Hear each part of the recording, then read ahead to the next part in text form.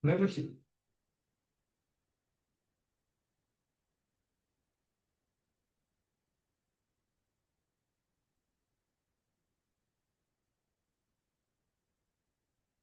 Om Swastiastu, perkenalkan Tiang Putu Eka Paramarta Dharma dengan NIM 22055111122. Kali ini ingin memberikan Microsoft Project untuk proyek jembatan yang pernah saya buat. Jadi, pada kesempatan ini saya akan menjelaskan bagaimana tahapan-tahapan dalam pembuatan proyek jembatan, pembuatan schedulingnya pada Microsoft Project. Jadi kita sudah bisa melihat di sini tampilan dari Microsoft Project. Untuk tahap pertama kita bisa ke menu Project, kemudian pada Project Information kita klik. Nah, di sini terdapat start date, di mana start date ini menandakan bahwasannya tanggal dari proyek itu dimulai. Saya ambil tanggal 7 Juli 2025. Untuk current date merupakan tanggal sekarang yang dimana melakukan pembuatan dari Microsoft Project, pembuatan scheduling. Untuk kalender kita standar untuk pertama kalender kita tipenya standar dulu, kemudian kita oke. Kemudian kita ke menu change working time, kemudian kita create new calendar, create new base calendar. Sini saya ubah kalender EK. Kemudian di oke. Di sini saya akan mendefine hari-hari libur apa saja yang akan saya hadapi ke depannya selama proyek berlangsung. Di sini saya ambil tanggal 21 di mana terdapat hari Hari Raya Pagerusi, kemudian Kucesar. Kemudian ada tanggal 29 Hari Raya Idul Adha. Pencet tanggal oke. Berarti di sini sudah terlihat bahwasannya terdapat Hari Raya Pagerusi pada tanggal 21 Juli 2025, kemudian terdapat Hari Raya Idul Adha pada tanggal 29 bulan Juli 2025. Langsung bisa kita klik OK. Nah, setelah kita mendefine dari hari libur di change working time, kita bisa melakukan input dari beberapa teks yang kita punya. Di sini saya telah membuat beberapa teks yang saya punya, uraian pekerjaannya dari proyek jembatan yang pernah saya buat, yaitu proyek jembatan pelintas satu. Di sini bisa saya copy paste saja. Di sini saya copy dari Excel, copy ke project. Untuk project pada text name kita paste spesial, text data, oke. Nah, untuk yang pertama kita bisa define pada kolom volume. Untuk volume kita pakai menu nomor satu kita ubah ke nama volume. Kita bisa geser ke sini. Untuk menu volume kita bisa copy paste saja dari Excel.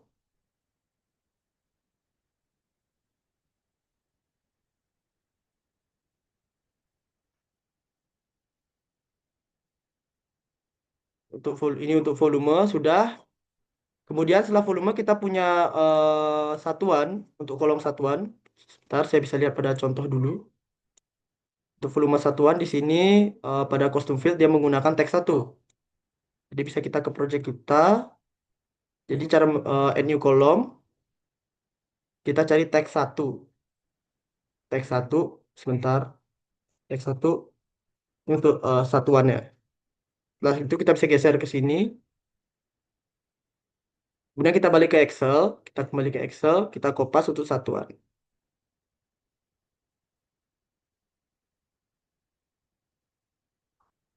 Kemudian kita paste spesial, teks data, oke.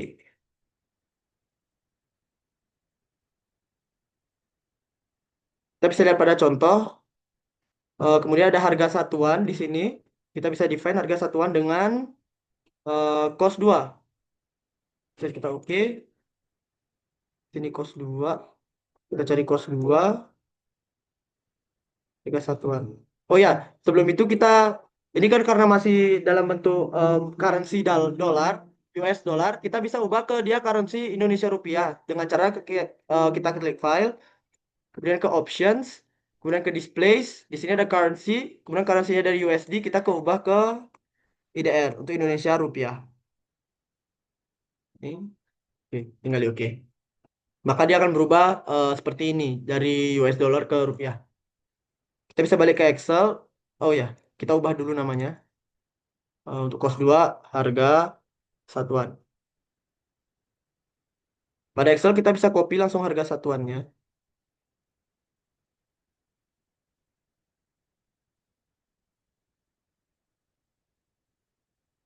Nah, harga satuan kita telah copy, kemudian kita geser ke kanan. Oke. Setelah harga satuan, kita define untuk harga totalnya. Harga total kita pakai kos 1. Total. Ini untuk harga totalnya.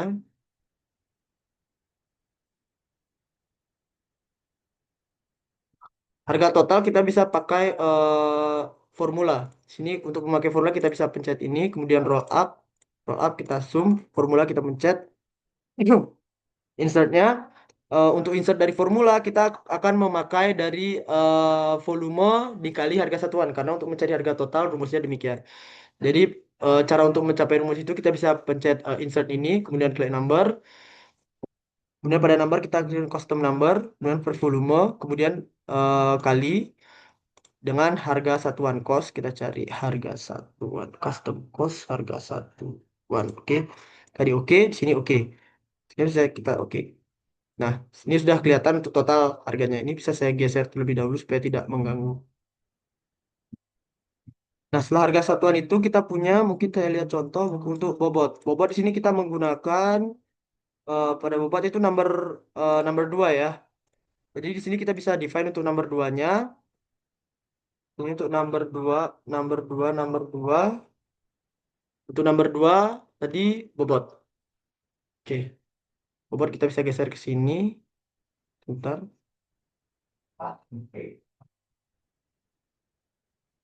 Oke. Pada kolom bobot kita bisa masukkan juga untuk formulanya. Roll up, zoom, formulanya itu bisa kita masukkan untuk cost. Karena rumus dari bobot itu harga harga tiap harga per pekerjaan dibagi dengan total harga semua pekerjaan dikali dengan 100. Jadi caranya memasukkan rumus itu adalah cost, kita cari custom cost, kemudian kita harga cost 1, kemudian per untuk total harga dari proyek kita bisa cari di sini langsung. Kita langsung Ctrl C saja, copy saja. Kemudian pada ini kita bisa Ctrl paste. Kemudian di sini kita kali dengan 100. Untuk koma-komanya bisa kita hilangkan. Oke, sini bisa kita oke, oke, oke. Sehingga keluar untuk bobotnya seperti ini. Setelah bobot, coba saya lihat contoh dulu.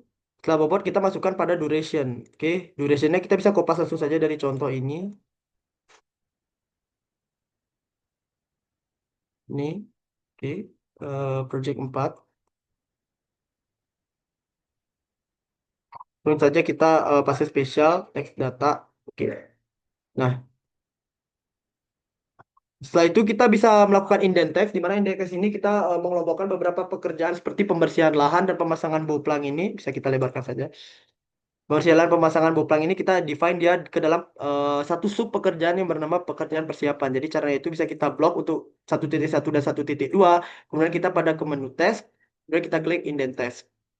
Kemudian langkah yang sama juga untuk pekerjaan tanah. Untuk pekerjaan tanah 2.1, 2.2, 2.3 bisa kita indent untuk ke pekerjaan tanah. Kemudian ada yang di sini pembedanya adalah pekerjaan struktur memiliki beberapa sub-sub di bawahnya. Pekerjaan struktur itu memiliki beberapa pekerjaan seperti pekerjaan utama seperti pekerjaan backisting, pekerjaan pembersihan, serta pekerjaan struktur beton. Di mana pekerjaan backisting ini terdapat bagian-bagiannya, pekerjaan pembersihan juga terdapat bagian-bagiannya, serta beton struktur juga memiliki beberapa pembagian-pembagiannya. Di sini kita bisa kita bisa blok langsung, kemudian kita indent dia untuk agar menghubungkan ke pekerjaan backisting. Sementara untuk pekerjaan backistingnya sendiri kita hubungkan ke pekerjaan struktur. Di sini juga untuk pekerjaan abutmen balok induk diafragma dan plat kita hubungkan dia ke pekerjaan pembersihan. Sementara untuk pekerjaan pembersihannya sendiri kita hubungkan dia ke pekerjaan struktur.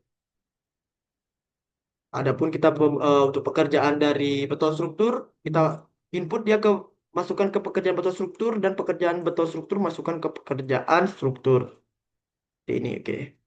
Yang ini kita untuk 4.1, 4.2, 4.3, 4.4 kita hubungkan dia ke pekerjaan trotoar. Untuk pekerjaan 5.1, 5.2 ke pekerjaan aspal.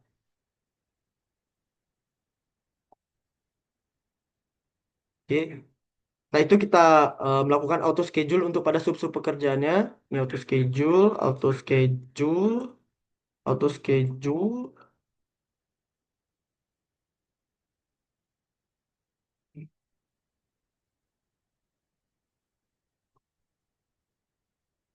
schedule, schedule juga. Oke.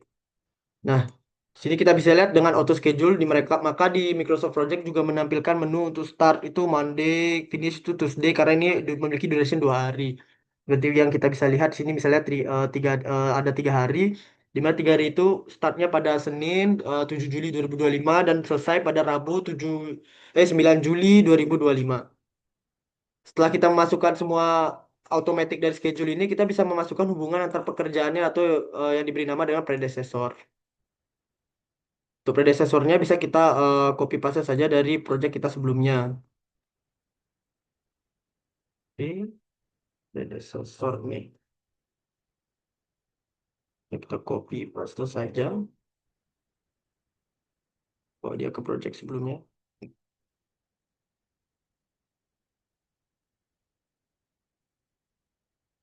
Nah, di sini sudah terlihat untuk predecessornya.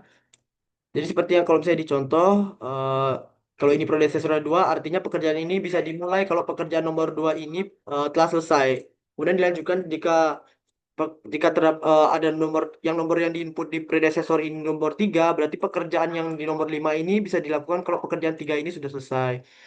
Nah, untuk pekerjaan yang 7 ini 6 FS minus 20%, yang artinya 6 finish to start dengan delay 20%. Nah, adapun pekerjaan 6 finish to start ini yang dimana pekerjaan 7 itu bisa dilakukan hanya setelah pekerjaan pekerjaan 6 ini harus sudah selesai. Namun di sini karena terdapat permasalahan di lapangan atau terdapat benefit di lapangan, akhirnya dari scheduling bisa memutuskan untuk menguranginya menjadi 20% gitu. Kurang lebih seperti itu untuk predecessor, yaitu hubungan antara pekerjaan. Nah, sebelum kita memasuki resource name, kita bisa memasukkan untuk project summary-nya dan critical text-nya. Untuk project summary-nya, itu bisa kita pada menu gancar format, kemudian pada menu gancar format, di sini terdapat project summary text. Ini bisa kita centang saja langsung. Pada project summary text, nanti kelihatan untuk harga total 2.500.000.000 di sini. Untuk menampilkan critical text, bisa kita lakukan pada menu ini, critical text. Nah, di sini bisa terlihat kalau bahwasannya terdapat barcat-barcat yang merah yang artinya merupakan pekerjaan-pekerjaan yang barcat memiliki warna merah ini merupakan critical text-nya. Selain pada barcat ini kita bisa menampilkan critical text-nya pada menu tabel yang ini. Caranya itu bisa kita textile, kemudian textile item to change-nya kita ubah ke critical text, kemudian untuk color automatic kita bisa ubah ke warna merah. Kita klik OK saja, sehingga terlihat tulisan-tulisan pekerjaan yang warna merah memiliki identitas sebagai critical text atau pekerjaan jalur kritis. Yang dimana jalur kritis ini merupakan pekerjaan yang tidak boleh telat sama sekali dan paling bisa dilakukan percepatan. Itu sekian dari tiga critical text. Oh ya, selain critical text, kita juga bisa menampilkan untuk networking diagram. Kita bisa ke menu text, kemudian Gantt chart. Ini bisa kita tampilkan untuk networking diagram. Networking diagram seperti ini, di mana untuk kolom-kolom yang berwarna merah ini merupakan tabel dari critical text tersebut. Untuk menampilkan Gantt chart-nya kembali, kita bisa pada menu ini, kemudian kita ganti ke Gantt chart. Oke. Nah, setelah itu kita sampai pada resource name, yaitu di mana resource name ini merupakan penggunaan sumber daya dari proyek. Pada resource name mungkin kita bisa, eh, oh ya, lupa. Ini mungkin pada project summary kita ubah dulu ya mungkin nama projectnya gitu. Nah, jembatan jembatan satu gitu. Nah, kita ubah. Nah, lanjut pada resource name. Kita bisa copy paste saja untuk pekerjaan-pekerjaannya dulu. Lanjut ke resource sheet, di mana resource sheet kita langsung tampilkan saja paste spesial, test data, oke. Dari sini sudah ada terdapat beberapa kolom di mana resource name, type, material, initials, group, max, estimated rate, dan lain-lainnya. Untuk type-nya kita ubah semua ke material. Langsung saja kita blok ke bawah, buat dia sebuah ke material. Nah, estimated rate ini kita kopas untuk harga satuan. Jadi kita bisa copy paste saja dari Gantt chart-nya. Nah, kita copy saja dari sini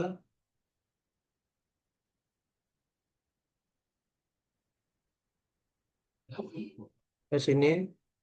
Nah, pada akhirnya setelah kita copy paste untuk harga satuannya, jadi kita bisa melakukan input pada resource sheet-nya. Resource sheet di sini bisa kita input pada std rate. Oke. Di std rate ini kita bisa lakukan paste spesial. Paste spesial ini kita lakukan dengan teks data juga seperti biasa. Nah, pada std rate sudah terdapat dari harga-harga satuan dari beberapa pekerjaan. Setelah pada menu ini kita bisa langsung ke Excel, di mana pada Excel kita juga sudah membuat untuk tabelnya untuk dimasukkan ke resource name pada Gantt chart. Tapi ini bisa kita hapus dulu untuk supaya kita mengetahui bagaimana formula dari pembuatan persamaan yang tadi ada di sini gitu. Untuk formulanya bisa langsung saja dimulai.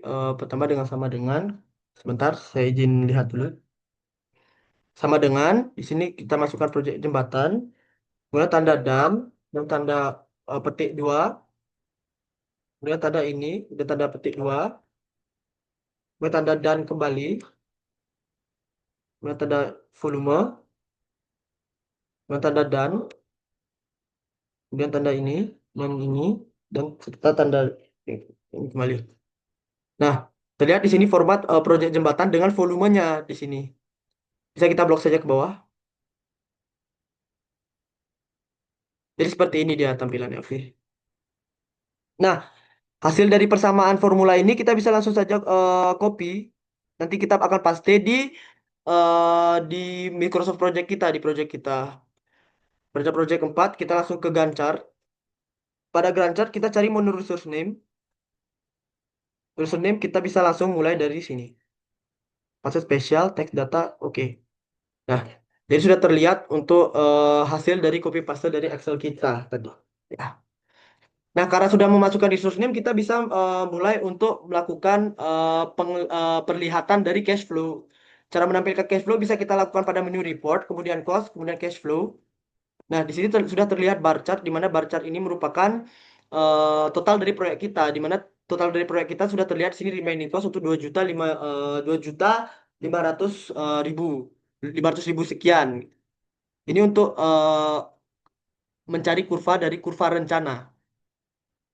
Ini bisa kita yang pertama bisa kita lakukan itu untuk menampilkan cash flow, kita bisa pencet di klik di bar chart yang sebelah kiri ini, kemudian lakukan edit. Lakukan edit, unitnya kita ubah menjadi days. Kemudian format tanggalnya kita jadi Wednesday Januari 28 ini kita pilih. Kemudian kita klik OK sehingga menampilkan kurva S dari cumulative cost. Selain days kita akan menampilkan mode yang untuk berdasarkan weeks gitu. Nah, ini bisa kita hapus saja backspace. Yang ini bisa kita lakukan copy paste saja sini. Nah, ini kita edit days, kemudian weeks, tanggalnya di date formatnya dibiarin saja. Nah, ini untuk weeks. Untuk menampilkan lebih jelasnya pada Excel bisa kita lakukan dengan cara klik menu report, kemudian visual reports. Kemudian kita pilih days, dan cash flow report, kemudian view. Nah, karena terjadi error, mungkin kita bisa lakukan ulang lagi. Cash flow, days, view. Bentar, ini error lagi. Cash flow report, coba kita ubah ya ke weeks mungkin. Oh, ini mau.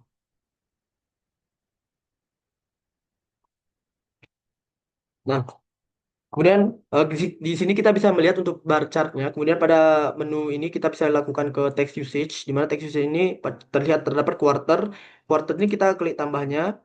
Jadi sudah terlihat weeks 28 sampai weeks 32. Pada chart kita saat ini weeksnya sudah terlihat, kita bisa kembali pada sheet dari chart satu sehingga kita bisa menampilkan dari kurva S untuk mode bulanan berdasarkan cost kumulatifnya gitu, bukan actual cost.